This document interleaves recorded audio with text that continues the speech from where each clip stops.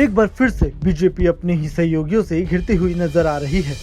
वजह है नमाज ब्रेक।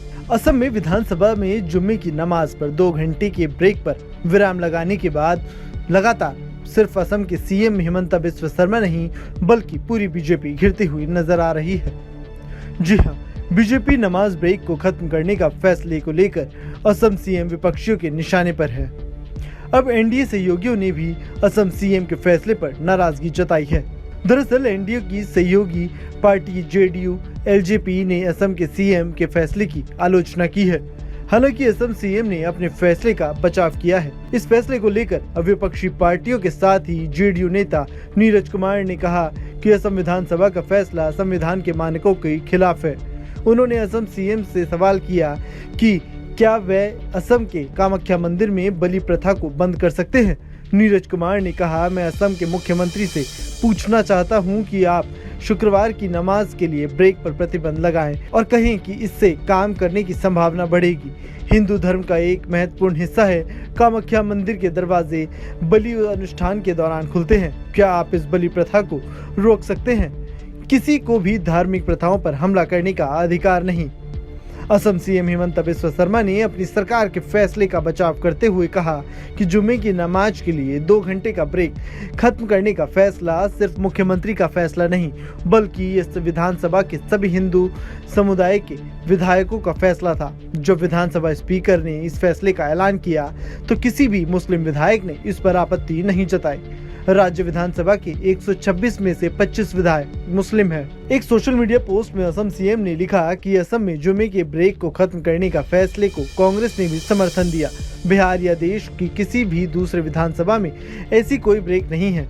मैं हैरान हूँ कि असम के बाहर के लोग बिना सोचे समझे इसका विरोध कर रहे हैं। ये तो साफ है कि नमाज ब्रेक को लेकर बीजेपी लगातार घिरती नजर आ रही है। ऐसे में विपक्ष भी लगातार हिमंता सरकार को घेरने में जुटा है।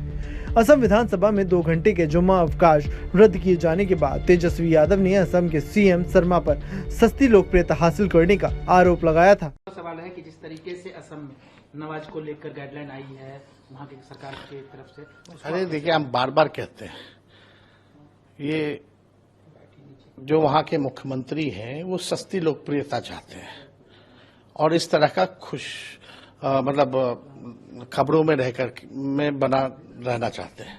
और हमने कल भी ट्वीट किया था, ये योगी जी के चाइनीज रेप्लिका है। ये चाहते हैं कि भाई पूरी तरीके से जो है माहौल जो है बिगड़े। वहां योगी जी बुलडोजर चलवा रहे हैं, यहाँ नमाज जो है बंद करवाने का काम कर रहे हैं। तो देखिए, देश जो है सबों का देश है। अमन चैन शांति होनी चाहिए, लेकिन ये लोग केवल नफरत फैला रहे हैं। यहाँ बिहार में भी एक एमएलए या मंत्री कूद करके बोल रहे थे कि मुसलमानों का हम जो है वोटिंग का अधिकार छीन लेंगे। हम उसको ठंडा किए, तब से बोला नहीं कोई। तब ये हम लोगों के रहते हुए कोई भी उनके अधिकार या सम्मान की बात आएगी तो हम लोग लड़ाई लड़ेंगे। बीजेपी के लिए ये मुद्दा काफी तनावपूर्ण बन गया है, क्योंकि एक तरफ जहां बीजेपी लगातार अपने फैसलों को सही बताते हुए तर्क दे रही है, तो वहीं राजनीतिक दल भी उनसे संबंधित मुद्दों को लेकर सवाल कर रही है।